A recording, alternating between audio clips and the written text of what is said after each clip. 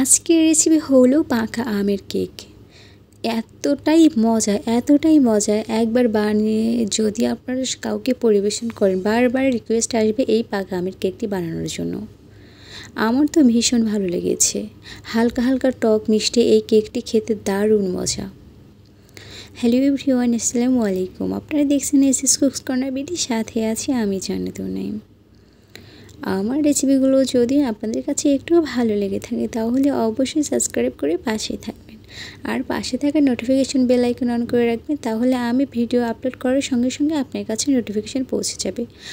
আজকের এই পাকা আমের কেকটা বানানোর জন্য আমি এখানে নিয়েছি 2টা পাকা আম। এখন একটা খোসা ছাড়িয়ে ছোট ছোট টুকরো করে ব্লেন্ডার জারে নিয়ে একটা স্মুথ পেস্ট বানিয়ে নিব। আর আরেকটা আম কেটে আমি ছোট ছোট টুকরো করে রেখে দিব বা কিউব করে রাখবো, যেটা আমি পরবর্তীতে কেকের মধ্যে অ্যাড করে দিব, কেকের ব্যাটারের মধ্যে।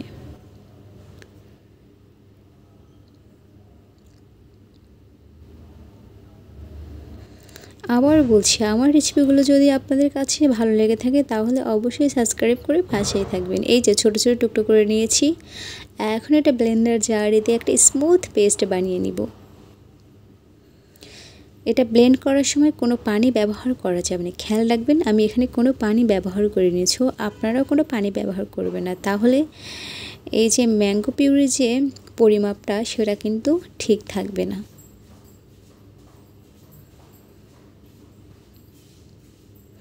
এখন এই আমের পিউরির মধ্যে আমি অ্যাড করে দিলাম একটি ডিম। ডিমটা অবশ্যই রুম টেম্পারেচারে থাকতে হবে। সাথে আরও অ্যাড করে দিয়েছি 1/3 কাপ চিনি আর 1/3 টিস্পুন বেকিং পাউডার। এই যে দেখতে পাচ্ছেন একটা স্মুথ পেস্ট বানিয়ে নিয়েছি, কোনো লামস কিন্তু এর মধ্যে নেই, অনেক স্মুথ একটা পেস্ট বানিয়ে নিয়েছি। এখন আমি এর মধ্যে অ্যাড করে দিচ্ছি 1/2 কাপ রান্নার রেগুলার তেল। তেলটা খুব ভালোভাবে আমের মিশ্রণের সাথে মিশিয়ে নিতে হবে। 2 থেকে 3 মিনিট এমন অনবরত নেড়েচেড়ে মিশিয়ে নিচ্ছি আমি।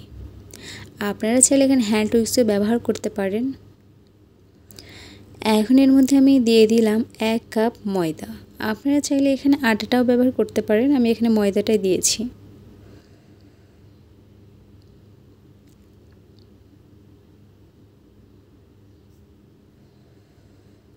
যদি এই আটার বা এই কেকের মিশ্রণটা আপনাদের কাছে শক্ত মনে হয় তাহলে আপনারা এখানে একটু তেল বা দুধ ব্যবহার করতে পারেন। আমি এখানে কিছুই ব্যবহার করিনি, আমার এই আটার ব্যাটারটা কিন্তু একদম পারফেক্ট আছে, অর্থাৎ কেকের ব্যাটারটা একদম পারফেক্ট আছে। এখন যে কাজটা আমি করব, এই যে দেখতে পাচ্ছেন আমি ছোট ছোট টুকরো করে আমগুলো কেটে রেখেছি। এই আমগুলো এই কেকের মিশ্রণের সাথে খুব ভালোভাবে মিশিয়ে দিব। আর এটা দেওয়ার কারণ হচ্ছে যখন আপনি কেকটা খাবেন তখন এটা থেকে একটা সুন্দর স্মেল বের হবে, এবং এটা যখন দাঁতের নিচে পড়বে তখন কিন্তু অনেক বেশি ভালো লাগবে। সেই জায়গাটাতে একটু বেশি আমের ফ্লেভার পাবেন। এখন যে কাজটা করতে হবে, কেকটা বানানোর জন্য আমি এখানে একটা কেকের বাটি নিয়েছি, সামান্য একটু তেল লাগিয়ে নিচ্ছি তলানিতে।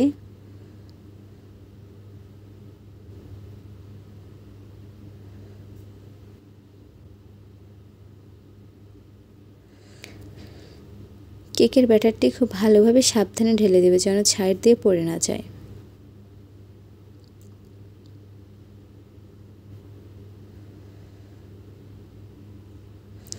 আবারও বলছি, আমার দেখানো টিপস অ্যান্ড ট্রিক্স ফলো করলে অবশ্যই আপনারাও বানিয়ে নিতে পারবেন একদম পারফেক্ট ম্যাঙ্গো কেক।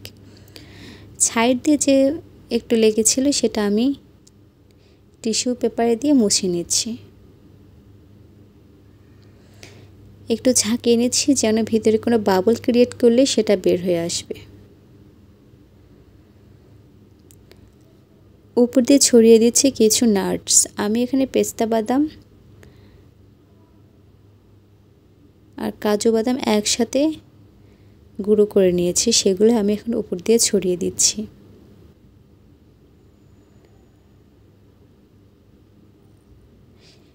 উপর থেকে কিছু নাটস ছড়িয়ে দিলে দেখতেও যেমন সুন্দর লাগে আর খেতেও কিন্তু ভীষণ ভালো লাগে। এখন আমি একটা হাঁড়ি ফ্রি হিটে গরম করে নিয়েছি, 5 মিনিটের মধ্যে এটা আমি গরম করে নিয়েছি। এখন এর মধ্যে একটা স্ট্যান্ড বসিয়ে দিচ্ছি। এই কাজটা কিন্তু অনেক সাবধানে করতে হবে, যেহেতু হাঁড়িটা কিন্তু অনেক গরম আছে। সো বুঝতেই পারছেন, হাতে লাগলে কিন্তু ফোসকা পড়ে যাবে।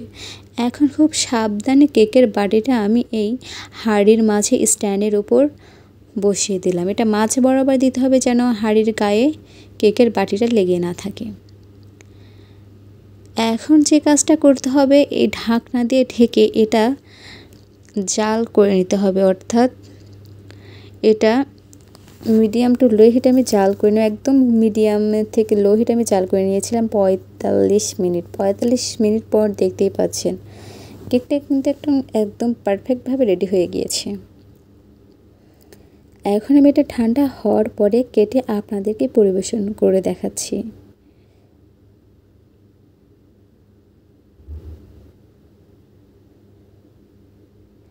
এটা ছাড়ানোর সুবিধার্থে আমি নাইফ দিয়ে চারপাশটা একটু আগলা করে নিয়েছি।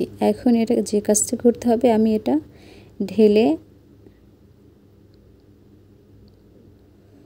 আপনাদেরকে দেখিয়ে দিচ্ছি। এই যে দেখতে পাচ্ছেন কতটা সুন্দর হয়েছে।